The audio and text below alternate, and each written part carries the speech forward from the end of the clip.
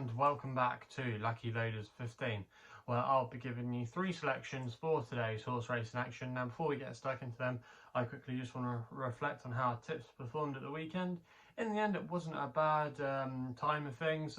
We had a good time on Saturday, where we had a 9-1 winner with the Dream and a couple of decent each ways, which meant overall for the whole weekend we were slightly up. Sunday wasn't so good. None of our selections could really get in the frame. My Longshot Bubble Gift actually did run on quite well in the arc, but was just given too much to do in the closing stages and was just touched off for an extra place. But I think he's a horse to keep on side, especially if he goes for, there's another Group 1, I think it's at either Chantilly or Paddy Longshot at the end of the month. If he went up in trip and was aimed at that, I think he would definitely be an interesting contender. But yeah, I'll keep an eye out for him. But overall, it wasn't a bad weekend, and fingers crossed we can take our good start to this month into today's racing. So like I said at the top of the video, 3 selections for tomorrow's racing, and we're going to be going across the Irish Sea for my nap, where we're going to Tipperary to the feature race there. It's the Group 3, it's a 3:35, and I thought Maker of Kings here could take all the beating for Colin Keane and Jer Lyons. Currently available at time recording this morning at 9.4. I'm going to recommend a 1-point win bet here.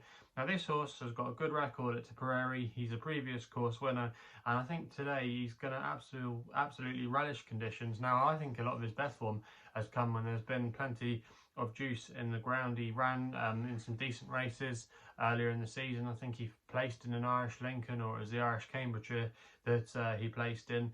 That was in testing conditions, and he was a horse last season as a 3-year-old that progressed through handicaps, and this season he has distinguished himself in some decent races. He was last seen finishing 5th on Irish Champions Day in the Group 2 Boomerang Mile Stakes.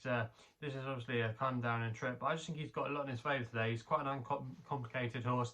He can be ridden handy, he can be ridden from off the pace. He's drawn in stall 2, so I imagine Colin Keane will want to get into a good position, probably not necessarily make the running, but be there in the box seat just tracking the leaders. But I do think Maker of Kings, I think he's got solid credentials. Both jockey and yard are in good form. Just a lot to like about his chances today, and I think he'll go really close in that race at Tipperary. We then go to my next best, which runs in the 4:25 at Stratford, where we're going here with my next best, Paddy's Husseys Taxi for Sam Twiston-Davies and Neil Mulholland, currently available at 5-1. Now this is the final race on the card, a bumper, which I know these kind of races don't appeal to everyone, but sometimes I think you can get some good value out there. And I thought this horse was actually a big price in the context of this race. Last time we saw him, he finished 4th on his debut last month at Stratford, where he was very keen that day and he was just headed in the closing stages, but he was sent off favourite for that race, quite a short price favourite. He was 15-8, so obviously connections were expecting a good run. He's going to be retaining the hood as well. He was applied with a hood on his debut, but I just wonder if he might come on from that run and learn from that experience. And actually, if you look at the form of that bumper, it's not too bad. The winner from Sam Drinkwater's yard went on to win again at Plumpton next time out.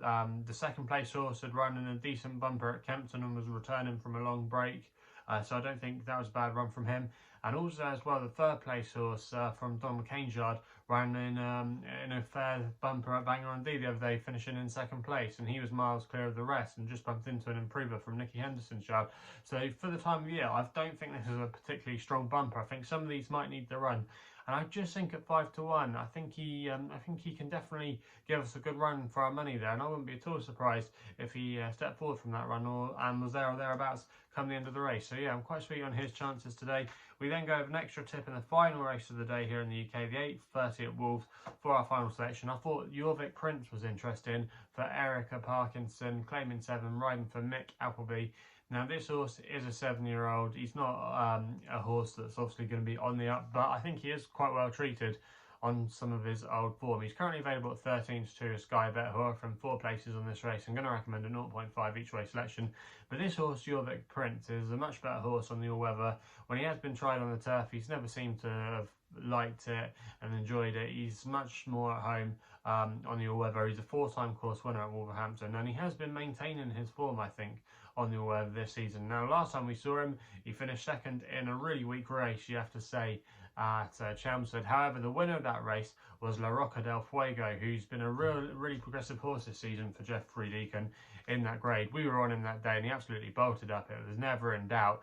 And I just think you can actually mark up that run. He's going to have a good draw here today and still 4. He's racing off the same mark of 52, which I think is fair. Mick Appleby's yard are going well as well. They're operating at a 22% strike rate, and Erica Parkinson as well is claiming £7 off the horse's back. So a lot of things in the favour for a big run today for Jorvik Prince. I think he might not necessarily win, but I think he could definitely be there in the first 3. And those kind of prices at 13-2, I don't think that's a bad price there. I think he could be a little bit shorter in the betting. So Jorvik Prince is going to be my extra tip and final tip of the day, and fingers crossed we can have some winners for you. So yeah, they're the 3 tips for today's racing. If you're still enjoying these videos, please remember to subscribe here to my YouTube channel at LuckyLoaders15. Also as well, hit the thumbs up button. If you're enjoying these videos, remember to subscribe and follow me on social media, where my handle is at LuckyLoader15 on Twitter. Also as well, if you want to find out a little bit more about myself, my website is www.chrisloaderracing.co.uk.